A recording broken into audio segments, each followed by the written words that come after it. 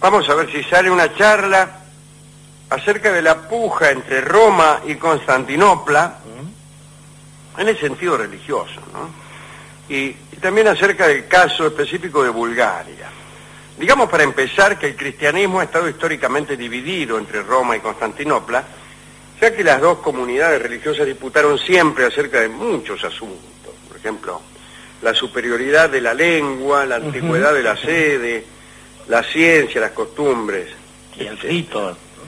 La ortodoxia griega llevó durante mucho tiempo la ventaja, porque con razón se jactaba de ser maestra de los latinos y de haberles enseñado todo lo que sabía. Después de todo eran los griegos. Sí, claro. Eran los griegos. Los evangelios se escribieron en griego y muchísimos dogmas y ritos, misterios y usos tienen origen griego. Desde la palabra bautismo hasta la palabra eucaristía. Kyrie eleison. Sí. Ahora bien, antes del cisma del año 1054, que separó definitivamente a los papas de los patriarcas, se produjeron distintos hechos que llevaron a esa situación de ruptura.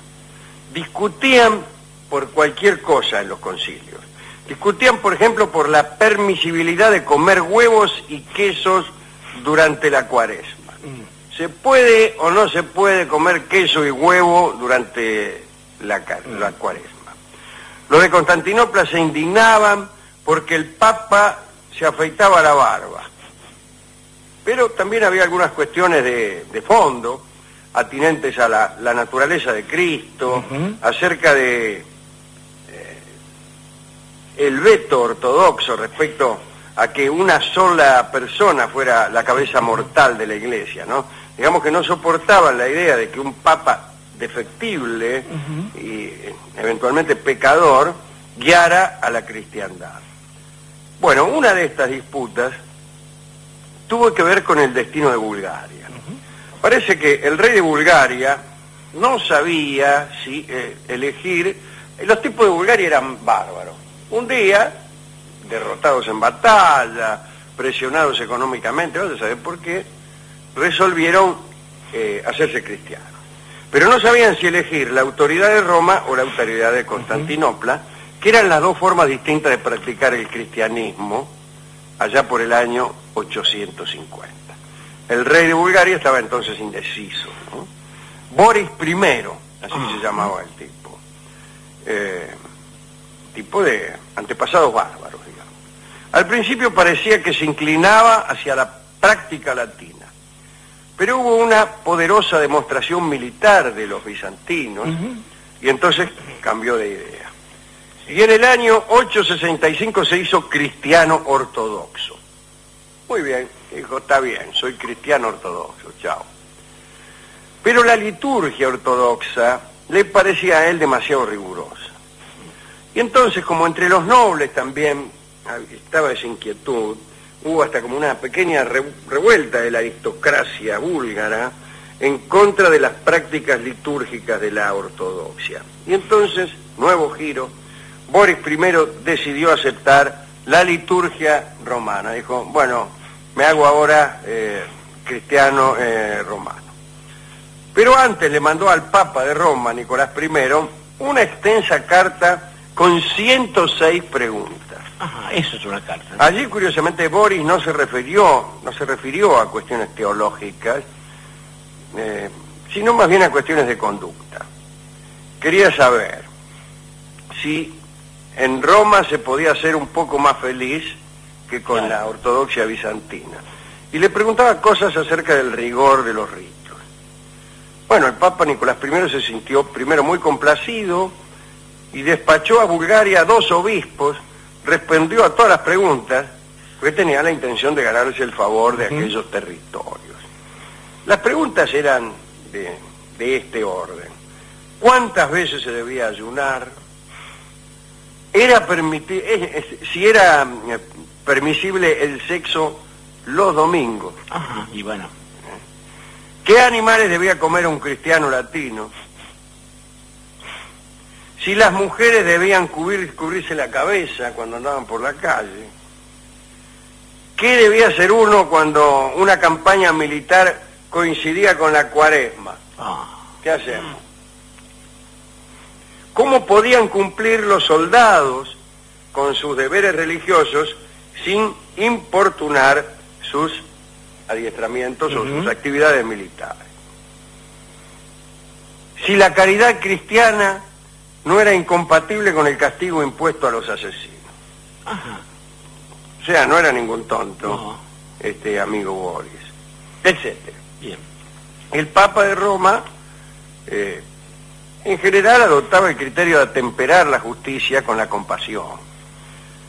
Pero en cuanto a los asuntos sensuales, no prohibía nada, pero aconsejaba prudencia, que es lo peor que se puede aconsejar.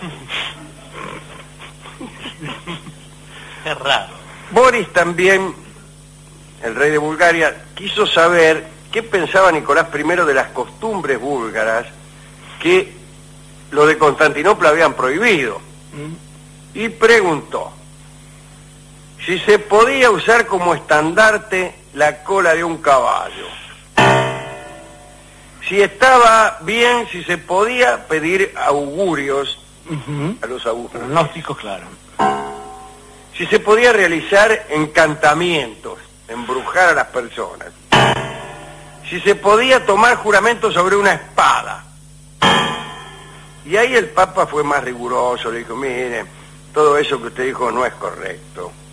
Y Boris siguió preguntando, y le contó al Papa que en sus tierras usaban piedras milagrosas, amuletos para protegerse contra la enfermedad, y que incluso rendían culto a los antepasados.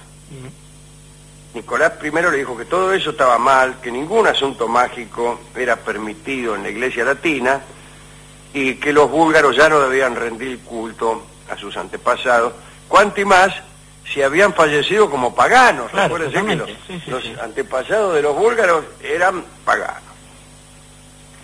A todo esto seguían llegando a Bulgaria más emisarios del Papa. Pero como a Boris, al rey, las respuestas no le iban gustando, Claro. los hizo echar a todos.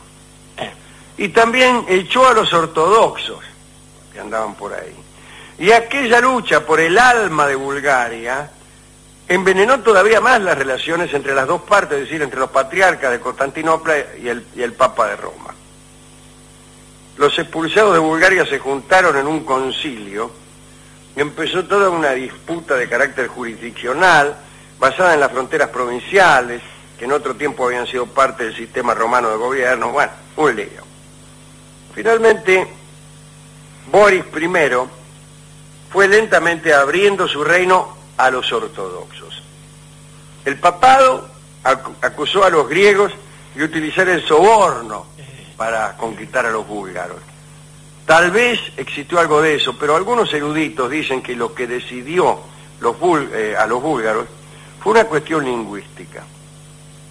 Tuvo que ver con el permiso para emplear la lengua vernácula en los servicios religiosos y en los escritos sagrados.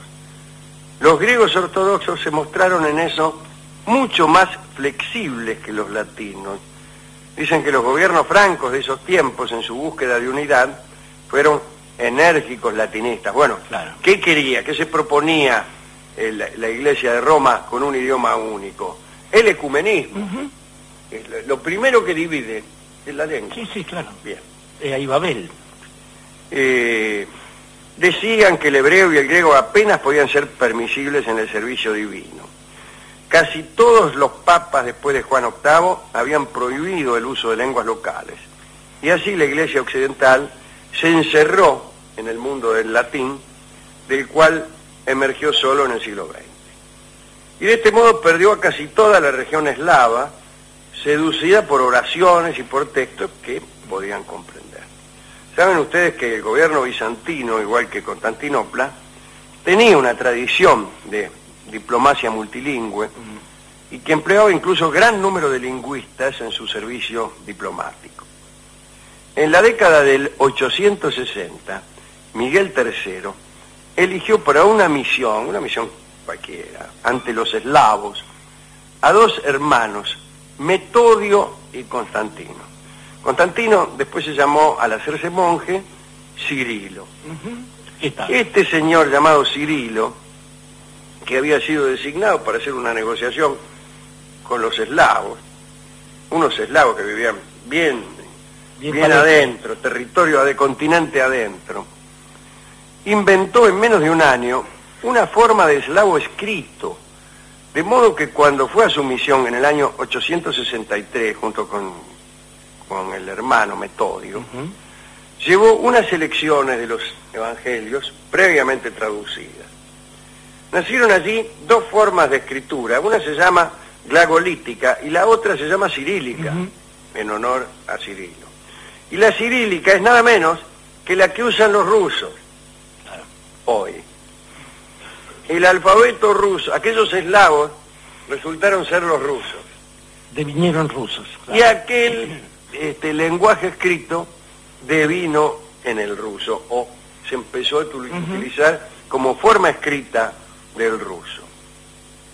El alfabeto ruso proviene entonces de Bizancio. Y este muchacho Constantino, que se hizo llamar después Cirilo, es su autor, y ese es el alfabeto cirílico. Veo que los aviones rusos, o los carteles en Rusia, tienen unas letras ahí escritas, unas mayúsculas, que parecen griegas. Se parecen mucho a las griegas. Parecen letras griegas. Bueno, no parecen, son griegas. Son una invención, una adaptación del alfabeto griego que hizo este muchacho Cirilo. Así que eso que vemos en Rusia, uno dice, este lo habrán inventado los zares o Trotsky. No, los inventó un griego y cura. Y se parece al alfabeto griego porque es el alfabeto griego. Bueno, ya saben ustedes que la disputa entre Bizancio y Roma terminó mal. Ahora las dos iglesias están separadas, adoran a Dios desde distintas perspectivas, digamos así, y supongo que la divinidad escuchará en el cielo súplicas y gestos de adoración desde distintos ángulos. Yo no sé, es raro. Sí, no tengo nada que decir al respecto. ¿A quién quiere dedicar esto, querido Jorge? Estaba pensando, Alejandro, que es curioso cómo se van dando las cuestiones de legitimidad y afirmación en no solamente el ámbito religioso, sino en general, porque son bastante parecidas las formas en que se legitima una determinada jerarquía, un determinado poder. Se cuenta que un poco antes de esta época, ya por el año 300, cuando empiezan los concilios, una vez, las primeras dos veces, por una cuestión de mera omisión, el obispo de Roma, que era igual al resto de los obispos. Es más, los obispados que tenían jerarquía eran los africanos, que la habían ido ganando en fuerza y en fieles. Las primeras dos veces el obispo de Roma no fue. Y esto generó, llega aquí una de las cuestiones que uno debería aprender en la política, la ausencia, a veces, lejos de generar un vacío, lo que genera es esta especie de extraño temor o de duda acerca de que por qué no habrá ido. Algo tiene que esconder o algo tiene de superioridad para permitirse no ir. Y con el tiempo, el obispo de Roma descubrió que, al ser el que no iba y que se enteraba último de todas las deliberaciones, era el que tenía el voto para laudar la forma en que se resolvían estas cosas. De ahí si estaba el Espíritu Santo, si era un pájaro, si correspondía a la naturaleza humana del Cristo y todo eso. Y finalmente, a la cosa que se llega es que entre Oriente y Occidente ha habido casi siempre el mismo péndulo, porque efectivamente uno dice, el latín pudo unificar la Iglesia, pero el Cristo sigue siendo el alfa y el omega, que venían de otra parte.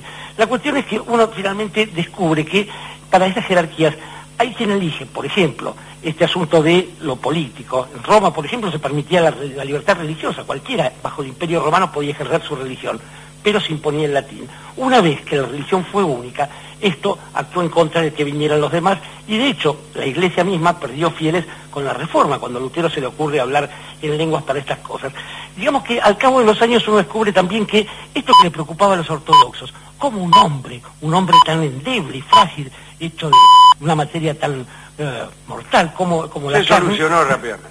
Pero ¿qué pasó? El tipo ahora, el señor que ocupa ese lugar ahora es infalible, con lo cual no sabemos si vamos para atrás o para adelante. Recordemos que en un concilio se decidió por ley, como ley, se impuso el siguiente artículo: los papas son infalibles. Esto es la infalibilidad de los papas.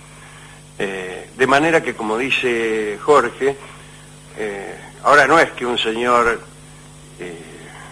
falible y eventualmente pecador puede dirigir la iglesia. Ahora es que eso puede ocurrir, pero además pasa a ser de pecador pasa a ser infalible. Solo por una votación, lo cual demuestra que la democracia puede ser divina. Claro, sí, bien, los milagros bien pueden imponerse desde una asamblea. Y quiero recordar para terminar que alguien que bien podría haber sido nuestro amigo Bertrand Russell dijo alguna vez: bueno, si Dios le dictó la Biblia a aquellos que la escribieron, ¿cómo se entiende que Dios hablara tan mal griego? Y después largar una carcajada, este hombre solía decir: en realidad yo lo único que me sigo preguntando es si allí hay alguien o no. Esa es mi única inquietud. Señores, esta inquietud de Dorio da título también a un tango compuesto por él mismo, que me contó a mí, y yo se le conté a Dorio, la historia de Carlos Gardel levantando la cabeza en último término después de su guitarrista. En Zárate, lugar donde Héctor Stamponi había visto cantar a Gardel. Y Héctor Stamponi es el autor y el pianista que va a tocar Inquietud, el título que ha propuesto el propio Jorge Dorio.